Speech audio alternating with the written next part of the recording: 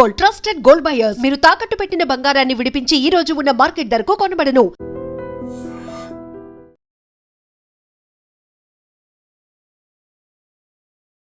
నమస్తే, welcome to I dream talking point with కవిత.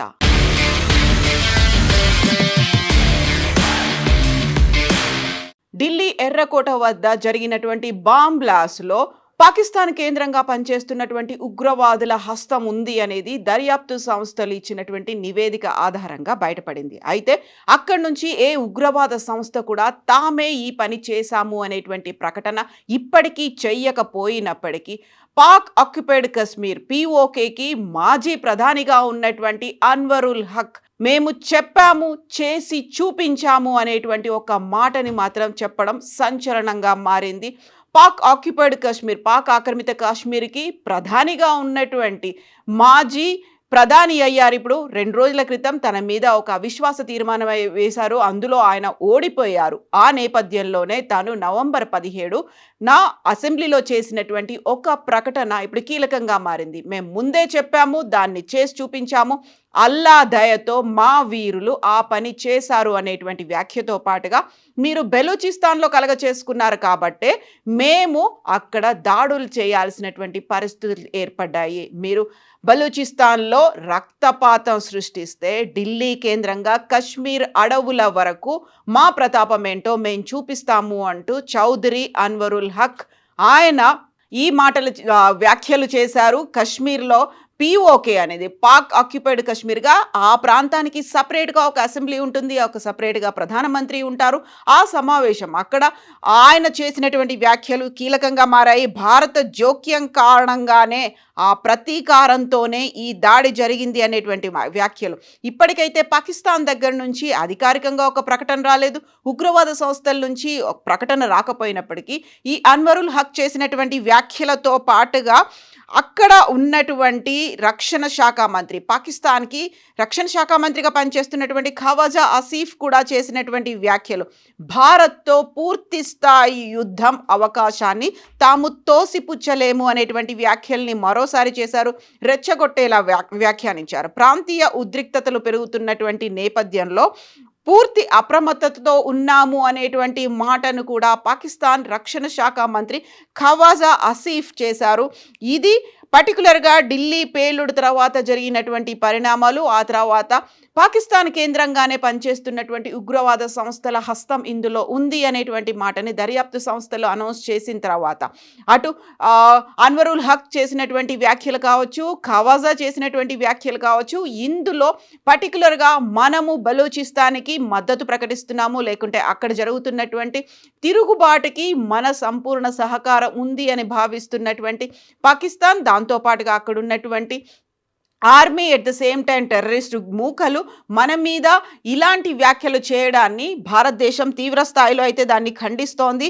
బలూచిస్తాన్ వేర్పాటువాద ఉద్యమం వెనుక భారత్ ఉందనేటువంటి పాకిస్తాన్ వ్యాఖ్యలు పదే పదే అదే మాటలు చెప్పడాన్ని న్యూఢిల్లీ మాత్రం ఖండిస్తోంది. అంతేకాదు పాక్ సరిహద్దుల్లో ఉగ్రవాద కార్యకలాపాల నుంచి ప్రపంచం దృష్టిని మళ్లించే ప్రయత్నాన్ని పాకిస్తాన్ చేస్తోంది అనేటువంటి మాటను కూడా భారతదేశం చెప్తోంది.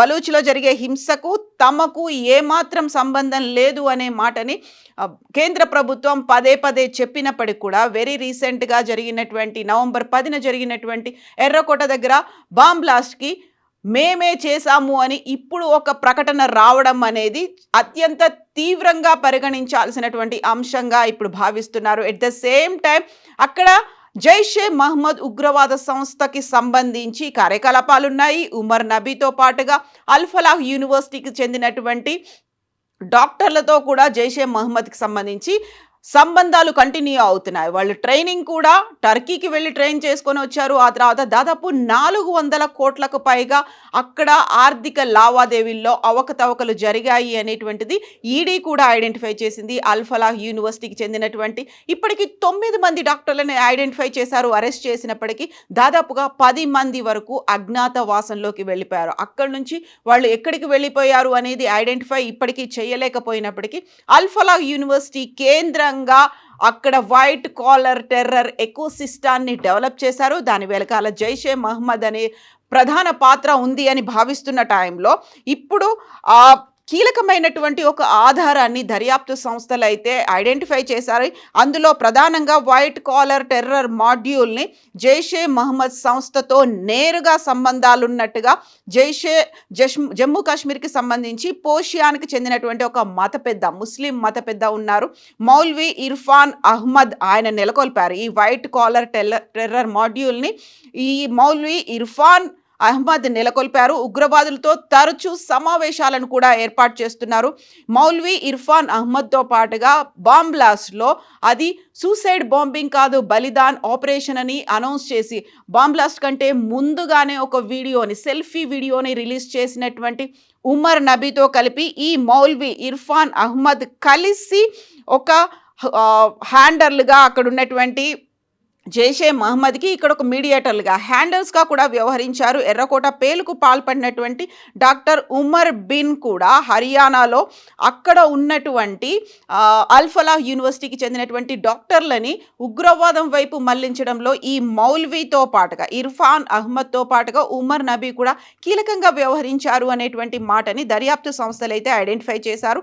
అందులో ఇప్పటికీ ఎన్ఐఏ వారిని అక్కడ ఉన్నటువంటి డైరెక్ట్గా అసోసియేషన్ ఉన్నటువంటి డాక్టర్లని అరెస్ట్ చేసింది. ఎట్ ద సేమ్ టైం అక్కడే ఉన్నటువంటి లేడీ డాక్టర్ షహీన్ సయ్యద్ని కూడా జైషే మహమ్మద్ మహిళా విభాగానికి భారత్ చీఫ్గా వ్యవహరిస్తున్నటువంటి డాక్టర్ షహీన్ను కూడా అరెస్ట్ చేశారు. ఆమె కారులోనే భారీ స్థాయిలో అమ్మోనియం నైట్రేట్, రైఫిల్ సహా ఇతర పేలుడు పదార్థాలను కూడా స్వాధీనం చేసుకున్నారు. ఈ నేపథ్యంలోనే దీనికి ఈ మధ్య కాలంలో అమెరికా ఐడెంటిఫై చేసింది ఆపరేషన్ సింధూర్కి సంబంధించి గతంలో ఫైటర్ జెట్లు కూలాయి. అటు భారతదేశానికి సంబంధించి ఇటు పాకిస్తాన్కి మధ్యలో ఫైటర్ జెట్లు ఆపరేషన్ సింధూర్ సమయంలో కూలాయి అని చెప్పినటువంటి అమెరికా ఇప్పుడు అలాంటి ఫాల్స్ ప్రొపగండా వెనకాల చైనా ఉంది అనేటువంటి మాటని ఐడెంటిఫై చేసింది. దానికి సంబంధించి అమెరికా ఒక రిపోర్ట్ను కూడా రిలీజ్ చేసింది. భారతదేశానికి చెందినటువంటి రఫేల్ జెట్లు కూలాయి అనేటువంటి మాటని చైనా తప్పుడు ప్రచారంగా చేస్తోంది అనేటువంటి మాటని తన రిపోర్ట్లో వెల్లడించింది. ఈ రిపోర్టు ప్రకారం 2025-26కు సంబంధించి పాకిస్తాన్ తన రక్షణ శాఖ కోసం కేటాయించుకున్నటువంటి నిధులను 20% పైగా పెంచుకుంది అనేటువంటి మాట. ఆ నేపథ్యంలోనే అక్కడ ఉన్నటువంటి ఆర్మీ కావచ్చు, లేకుంటే అక్కడ స్థావరం పొందుతున్నటువంటి తీవ్రవాదుల కోసం కావచ్చు ఈ బడ్జెట్ను పెంచింది అనేటువంటి మాటని అమెరికా అయితే తన రిపోర్ట్లో వెల్లడించింది. అందులోనూ రఫేల్ ఫైటర్ జెట్లు కుప్పకూలాయి అనేటువంటి మాటని చైనా అక్కడ ఏఐ ఫోటోలు, నకిలీ సోషల్ మీడియా ఖాతాలని ఉపయోగించి సర్క్యులేట్ చేసింది అనేటువంటి మాటను కూడా అమెరికా ఇప్పుడు ఐడెంటిఫై చేసింది. దాన్ని రిపోర్ట్ రూపంలో అందజేసింది.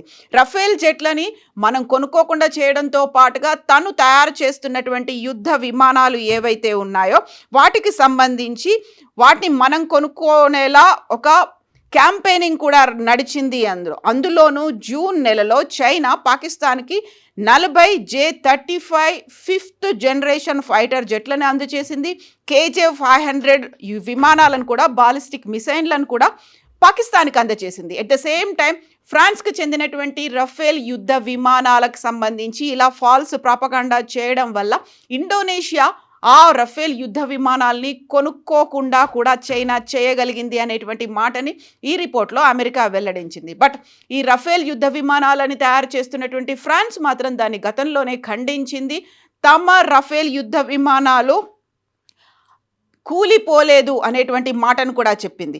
అందులోనూ ప్రధానంగా ఈ రహస్య ప్రచారాన్ని ఫ్రెంచ్ నిఘా ముందు నుంచి ఖండిస్తూ వచ్చింది. ఇప్పుడు అమెరికా దాన్ని ఆధారాలతో సహా నిరూపించినట్టుగా రిపోర్ట్లో అయితే వెల్లడించింది. సైనిక నిఘా అధికారులకు సంబంధించి ఈ రిపోర్ట్ అనేది ఇప్పుడు సంచలనం కలిగిస్తోంది. 4 రోజుల పాటు జరిగినటువంటి ఆపరేషన్ సింధూర్కి సంబంధించి 5 యుద్ధ విమానాలు, ఒక నిఘా విమానాన్ని భారత్ అయితే పాకిస్తాన్కి సంబంధించి ధ్వంసం చేసింది. అందులో రఫేల్ యుద్ధ విమానం మన దగ్గర ఉన్నది కూలిపోయింది అనేటువంటి వ్యాఖ్యల్ని ఇప్పుడు అమెరికా అయితే ఖండిస్తోంది. బట్ అమెరికా గతంలో జరిగినటువంటి సింధూర్ గురించి వ్యాఖ్యానించింది తప్ప ఢిల్లీ ఎర్రకోటలో జరిగినటువంటి ఈ విధ్వంసానికి సంబంధించి ఎందుకు మాట్లాడలేదు అనేటువంటి వాదనలు కూడా వినిపిస్తున్నాయి. అందులో జైషే మహమ్మద్ ఉగ్రవాద సంస్థలో లింకులు ఉన్నటువంటి డాక్టర్లు చేసిన వైట్ కాలర్ టెర్రర్ ఎకోసిస్టమ్ ఆ మాడ్యూల్ గురించి ఎందుకు మాట్లాడలేదు అనేటువంటి మాటలతో పాటుగా దీనికోసమే తన రక్షణ శాఖ బడ్జెట్ని 20% వరకు పెంచింది అనేటువంటి మాటను కూడా ఇప్పుడు సంచలనంగా మారింది. ఈ నేపథ్యంలోనే మేము చెప్పాము, చేసి చూపించాము అనేటువంటి మాట. బట్ దానికి సంబంధించి ఇప్పుడైతే దీన్ని భారతదేశం చాలా సీరియస్గా తీసుకుంది. దాంతోపాటుగా అల్ఫలా యూనివర్సిటీ అండ్ జైషే మహమ్మద్కి ఉన్నటువంటి లింకుల గురించి ఎన్ఐఏ ఇప్పుడు దర్యాప్తునైతే తీవ్రతరం చేసింది. ఇప్పుడు ఎందుకని అమెరికా 4 నెలల తర్వాత ఆ రిపోర్ట్ని బయటపెట్టింది, అందులోనూ మన యుద్ధ విమానాలు కూలలేదు అనేటువంటి మాటని ఎందుకు చెప్తోంది? అది కూడా తన రక్షణ శాఖ పాకిస్తాన్కి సంబంధించి బడ్జెట్ ఇంత తీవ్ర స్థాయిలో పెరగడం వెనకాల ఉన్నటువంటి మతలబు ఏంటి? దీనికి సంబంధించి అమెరికా అయినా పాకిస్తాన్ అయినా స్పందిస్తుందా లేదా చూడాలి అనేటువంటి మాటలు కూడా వినిపిస్తున్నాయి. మీరేమనుకుంటున్నారో కామెంట్స్ రూపంలో తెలియజేయండి. And for more videos, Please subscribe to iDream. Please subscribe to iDream. Please subscribe iDream. And please subscribe to iDream. For more videos, subscribe to iDream. please like, share, and subscribe to the channel. Congratulations, iDream. subscribe to iDream. Subscribe to iDream. So subscribe to iDream Media. iDream team అందరికి huge congratulations. Please subscribe iDream Media. Please subscribe to iDream. Subscribe iDream. Please subscribe to iDream. iDream అంటే నా కళల ఛానల్ను subscribe చేసుకున్న నోరు తిరుగుతలేదు, మీరైతే గంట గుర్తు కొట్టండి. For more such videos, please subscribe to iDream. Subscribe to iDream. Please subscribe to iDream. Please subscribe iDream Media. Please do subscribe to iDream. Please subscribe to iDream Media. For best entertainment and information, please subscribe iDream. And don't forget to subscribe to iDream.